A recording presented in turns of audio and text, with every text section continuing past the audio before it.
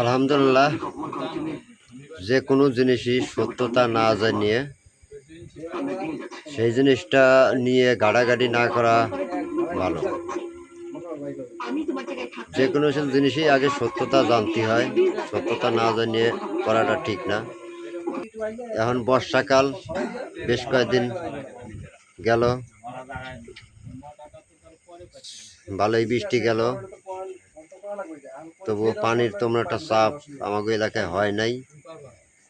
মাছও বাজে না, মাছ তো বাজে না। আগে অনেক মাছ, যেমন পুটকা মাছ, তারপরে তোমার বুজারি মাছ, তারপরে অনেক প্রকারের মাছ, যেমন ভেদা মাছ, এগুলো এখন আর পাওয়া যায় না। আমরা কই ভেদা মাছ, আর অন্য অন্য জায়গায় কই রয়না মাছ। এই মাছটা এখন এরা যে কোথায় আস্তে আস্তে হারিয়ে যাইতেছে, হয়তো অল্প কিছুদিনের ভিতরে মাছই হারিয়ে যাই।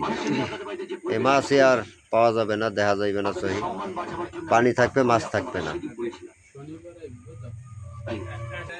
সন্ধ্যা হইলে রাত 10টা পর্যন্ত চার দোকানে বইয়ে যে এরকম আড্ডা দিবে। খাইবে কি আর? দুদিন পর শাপলাও পাইবে না, কোলায় শাপলাও নাই, এইরকম পরিস্থিতি।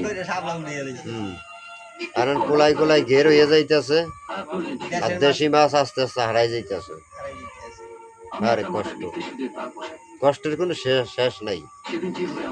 এই আমাগো পরে যারা আইবে, এরা আইয়ে তো মাছ পাইবে না, খালি পানি নাড়বার কইবে পানিতে বলে মাছ আসছিল, এই পানিতে বলে মাছ ছিল, আর মাছ নাই। মাছ ধ্বংসের পিছনে কারণ কি?